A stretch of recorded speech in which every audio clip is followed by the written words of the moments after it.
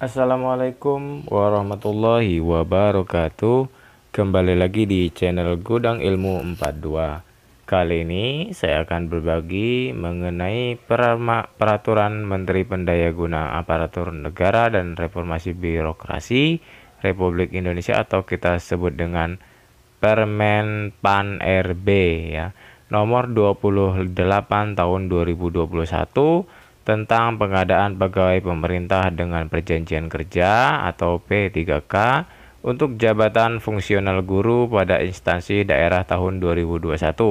Jadi di Permen Pan RB nomor 28 tahun 2021 ini hanya khusus membahas mengenai jabatan fungsional guru ya, P3K jabatan fungsional guru.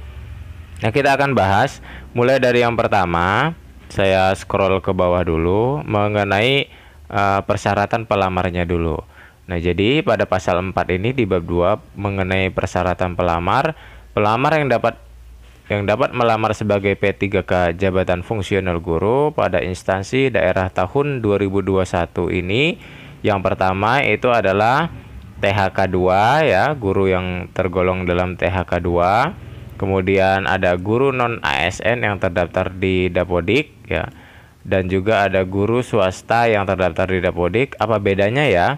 Kalau guru non ASN yang terdaftar di Dapodik ini yang di negeri maksudnya. Kalau untuk yang C ini guru swasta yang terdaftar di Dapodik.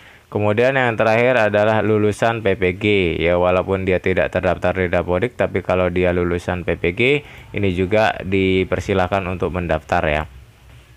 Nah, di pasal keempat poin 2 ini, pelamar sebagaimana pada ayat 1 harus memenuhi persyaratan umum. Persyaratan umumnya untuk menjadi P3K ini yang pertama adalah warga negara Indonesia ya. Kemudian usianya paling rendah 20 tahun. Nah ya, mohon diingat ini usianya harus 20 tahun nih minimal. Dan paling tinggi 59 tahun. Wah, luar biasa ya. Kalau PNS, CPNS itu dia 35 tahun itu paling tinggi. Namun untuk P3K ini diberikan kesempatan bagi guru-guru honor yang memiliki usia di bawah 59 tahun ini ya. Jadi walaupun kita masih umur 58 tahun masih diperbolehkan untuk daftar P3K ya. Pada saat pendaftaran nih, ingat pada saat pendaftaran. Yang poin C, tidak pernah dipidana dengan pidana penjara berdasarkan putusan pengadilan yang sudah mempunyai kekuatan hukum tetap karena melakukan tindak pidana dengan pidana penjara 2 tahun atau lebih ya. Jadi tidak boleh ada tindak pidana. Kemudian yang keempat, tidak pernah diberhentikan dengan hormat, tidak atas permintaan sendiri, atau tidak dengan hormat sebagai pegawai negeri sipil. Jadi kalau sudah pernah jadi PNS diberhentikan nggak boleh ya, atau P3K, atau prajurit tentara Indonesia, atau anggota kepolisian ini ya, seperti itu, atau diberhentikan tidak dengan hormat sebagai pegawai swasta juga. Kemudian selanjutnya, tidak menjadi anggota atau pengurus partai politik ya, jadi nggak boleh ya daftar kalau sebagai pengurus partai politik. Kemudian yang selanjutnya, memiliki sertifikat pendidik atau kualifikasi pendidik dengan jenjang paling rendah sarjana atau diploma 4 sesuai dengan persyaratan. Nah, yang terakhir persyaratannya adalah sehat jasmani dan rohani sesuai dengan persyaratan jabatan yang dilamar. Nah, itulah ya untuk persyaratan umum yang harus dipenuhi oleh pelamar P3K. Kemudian di pasal 5 disebutkan bahwa pelamar sebagaimana dimaksud dalam pasal 4 yang di atas tadi, syarat-syaratnya berasal dari penyandang disabilitas ini ya. Kalau dari disabilitas ini harus melampirkan surat keterangan dari dokter dan juga menyampaikan video singkat yang menunjukkan kegiatan sehari-hari pelamar dalam menjalankan tugas sebagai pendidiknya ya untuk penyandang disabilitas. Itu mengenai persyaratan dan siapa saja yang bisa mengikuti jabatan fungsional guru ya P3K-nya. Nah, kita lanjut ke yang selanjutnya mengenai, kita lihat selanjutnya mengenai pengumuman lowongan. Nah, ini bagian ini pelamaran ini ya. Nah, di bagian pelamaran ini kita lihat Pelamaran sebagaimana dimaksud dengan dalam pasal 12 huruf C dilakukan secara daring melalui SSCASN dengan terlebih dahulu membuat akun dan disertai dengan proses pengunggahan dokumen yang dipersyaratkan secara elektronik ya. Jadi kita nanti harus membuat akun dulu ya, membuat akun seperti kita daftar PNS itu CPNS ya, kita buat akun terlebih dahulu, kemudian akunnya kita cetak dan juga nanti ada pengunggahan dokumen. Biasanya nanti akan ada info-info lebih lanjut ya mengenai kapan dibuka, mulai bisa membuat akunnya ya. Kemudian yang kedua, pembuatan akun sebagaimana dimaksud pada ayat 1 ini hanya dapat dilakukan sebanyak 1 kali di awal pembukaan seleksi. Jadi hanya boleh 1 kali ya, nggak boleh 2 kali. Kemudian yang ketiga, pelamar dapat melamar pada satu jenis jalur kebutuhan ASN, PNS atau P3K ya. Jadi hanya boleh memilih PNS atau P3K. Tapi kalau untuk guru disarankan untuk P3K ya. Pada tahun anggaran yang sama, kalau tahun depan boleh-boleh saja ya berubah misalnya seperti itu. Kemudian poin keempat, pelamar sebagaimana dimaksud pada ayat 3 hanya dapat melamar satu instansi dan satu kebutuhan jabatan. Jadi nggak boleh ngelamar lebih dari satu instansi dan satu jabatan ya, nggak boleh hanya satu aja. Dalam hal pelamar sebagaimana dimaksud pada ayat 3, diketahui melamar lebih dari satu instansi atau satu jenis jabatan, jalur PNS, kemudian menggunakan 2 nomor identitas kependudukan yang berbeda, itu akan dianggap bersangkutan itu gugur atau dapat dikenakan sanksi sesuai dengan peraturan perundang-undangan. Jadi nggak boleh melanggar ya, hanya boleh daftar di satu instansi dan satu jabatan, dan tidak boleh menggandakan informasi atau identitas kependudukan ya, itu dilarang oleh negara. Nah, selanjutnya kita akan masuk ke tahapan seleksi. Di tahapan seleksi ini untuk jabatan fungsional guru tahun 2021 ini akan ada 2 seleksi ya. Seleksi pertama yaitu administrasi, seleksi kedua yaitu seleksi kompetensi ya. Seleksi administrasi ini biasanya untuk mencocokkan persyaratan administrasi dan kualifikasi dengan dokumen pelamaran. Kemudian seleksi administrasi sebagaimana dimaksud pada S1 dilakukan oleh panitia penyelenggara seleksi atau Panselnas ya. Nah, dokumen-dokumennya juga nanti biasanya akan diseleksi oleh Panselnas, yaitu untuk seleksi administrasi. Kemudian untuk seleksi kompetensinya, itu seleksi kompetensinya akan dilakukan menggunakan sistem CAT UNBK ya, CAT ya, dengan CAT dengan daring CAT. Kemudian yang kedua, seleksi kompetensi sebagaimana dimaksud pada ayat 1 dilakukan untuk menilai kesesuaian kompetensi manajerial, kompetensi teknis, dan kompetensi sosiokultural. Jadi seperti informasi yang saya berikan di sebelumnya, itu bahwa kompetensi tes bakat skolastik itu sudah dihapuskan. Ini resmi ya, resmi, ini surat resminya, edaran resminya, bahwa yang akan diujikan hanya kompetensi manajerial, kemudian kompetensi teknis, kompetensi sosiokultural, dan juga nanti ada juga wawancara begitu ya. Nah, ini jadi ada 3 jenis kompetensi yang akan di seleksi ya. Jadi jenis seleksinya ada kompetensi 3 ini, maksudnya seperti itu. Nah, untuk seleksi ini sendiri ya, di poin 4 ini, seleksi kompetensi sebagaimana dimaksud pada ayat 3 tersebut dilakukan sebanyak 3 kali seleksi yang terdiri dari seleksi kompetensi 1, kompetensi 2, kompetensi 3. Apa maksudnya ya? Jadi nanti akan kita bahas juga di sini, akan dijelaskan bahwa ada tiga kali seleksi nanti ya. Tapi bukan berarti satu orang 3 kali seleksi ya, tapi satu orang seleksinya 1 kali, kalau lulus ya sudah gitu, tidak perlu masuk ke kompetensi kedua. Tapi kalau nggak lulus baru ke kompetensi 2, kompetensi 3 begitu ya, bukan satu orang seleksi kompetensinya sebanyak 3 kali, bukan. Nah, setiap seleksi kompetensi sebagaimana dimaksud pada ayat 4 ini diikuti dengan pengumuman hasil seleksi kompetensi dan masa sanggah. Jadi misalnya seleksi kompetensi 1-nya ini sudah selesai, itu akan diumumkan dulu hasilnya, akan ada masa sanggah juga, hasilnya lulus atau tidak itu baru dilanjutkan dengan seleksi kompetensi kedua begitu ya. Jadi di seleksi kompetensi pertama ini nanti akan diikuti, kita coba lihat ya. Yang mengikuti seleksi kompetensi kedua itu tidak semua ya. Di sini yang bisa mengikuti seleksi kompetensi pertama itu hanya guru THK 2 ya, yang tercatat THK 2, dan juga guru non ASN yang terdaftar di Dapodik atau guru yang honor di negeri ini ya. Jadi hanya dua ini yang bisa melamar di seleksi kompetensi pertama. Begitu. Jadi bagi teman-teman yang honor di swasta dan juga lulusan dari PPG itu tidak bisa mendaftar di seleksi kompetisi pertama ya. Jadi hanya dua ini yang bisa mendaftar di seleksi kompetisi pertama.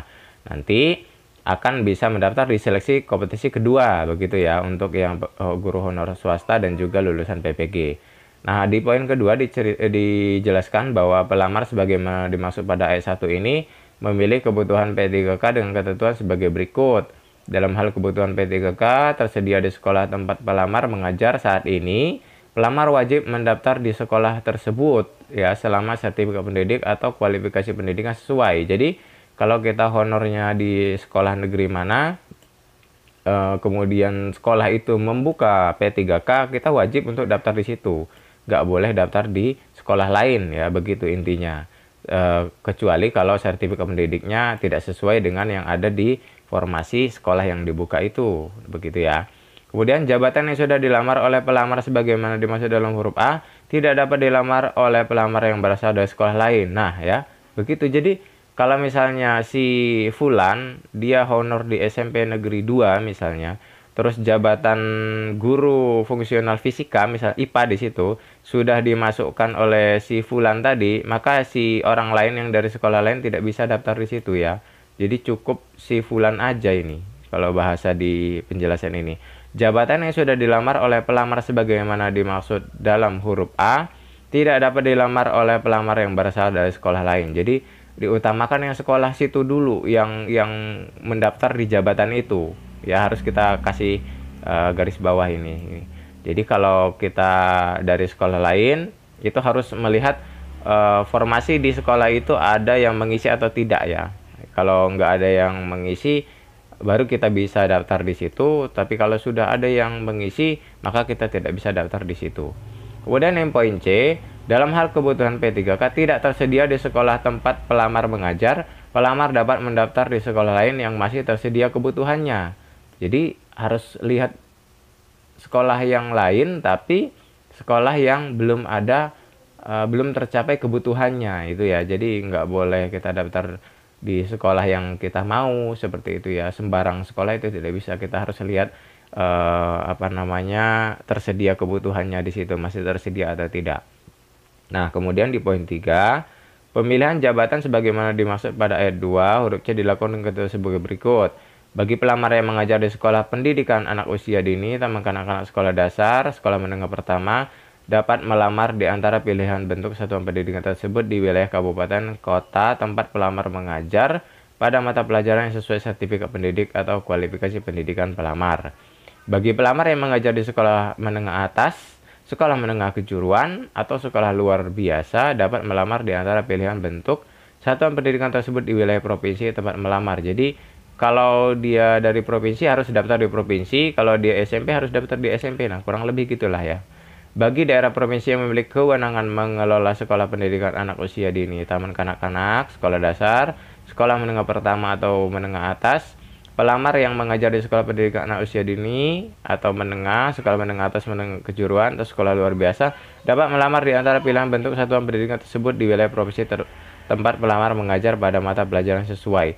Jadi bedanya kalau di ini yang C ini, kalau daerah provinsinya itu punya kewenangan untuk mengelola semua dari PAUD sampai SMA SMK itu dibolehkan. Kita misalnya ngajar di SMK terus daftarnya di SMP itu boleh.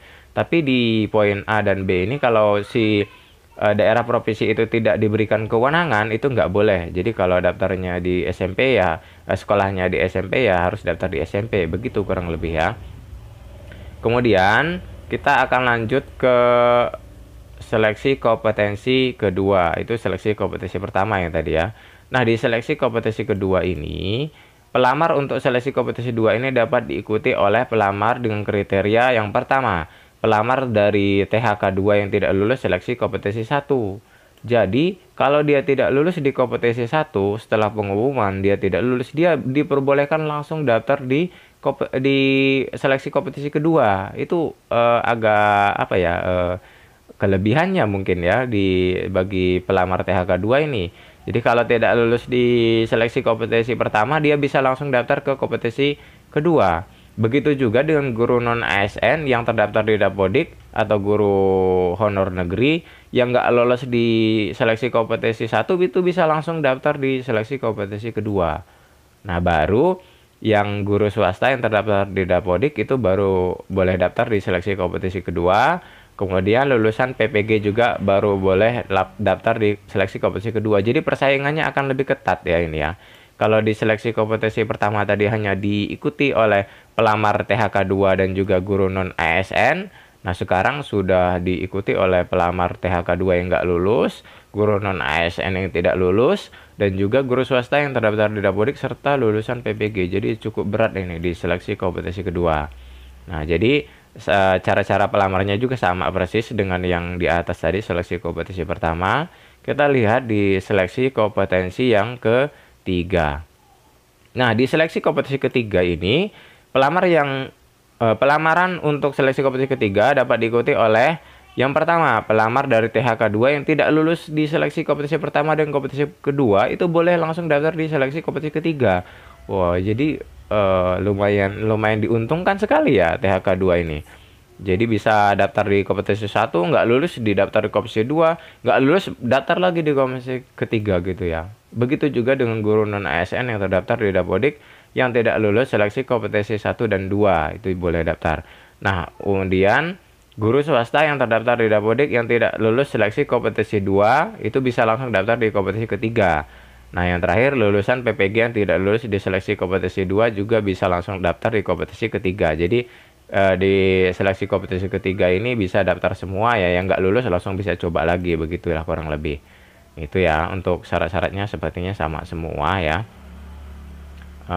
Kita lanjut ke pemberitahuan yang lain mengenai pengangkatan ini. Silakan baca sendiri ya, tapi yang perlu saya sampaikan yang penting-pentingnya saja. Nah, sepertinya sudah selesai ya. Itu ya, kurang lebih itulah bagaimana informasi yang bisa didapat dari salinan Permen PAN RB ini nomor 28 tahun 2021. Ini ditetapkan di Jakarta tanggal 7 Juni 2021 ya oleh Menteri Pendayagunaan Aparatur Negara dan Reformasi Birokrasi atau Menpan RB sendiri ya, yaitu Cahyokumolo. Jadi ini resmi ya, resmi. Jadi bukan mengada-ada, tapi ini benar-benar resmi. Peraturan Menteri Pendayagunaan atau Permenpan RB nomor 28 tahun 2021 tentang pengadaan pegawai pemerintah dengan perjanjian kerja atau P3K untuk jabatan fungsional guru pada instansi daerah tahun 2021.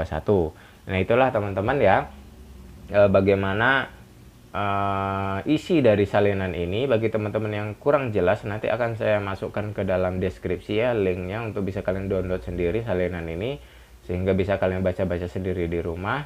Mungkin yang kurang terdengar atau kurang paham dengan penjelasan saya bisa baca sendiri di salinan ini ya. Nanti saya akan coba masukkan ke link deskripsi saya. Bagi teman-teman yang belum subscribe channel ini, silahkan subscribe dulu channel ini dan aktifkan loncengnya. Mudah-mudahan bermanfaat. Wassalamualaikum warahmatullahi wabarakatuh.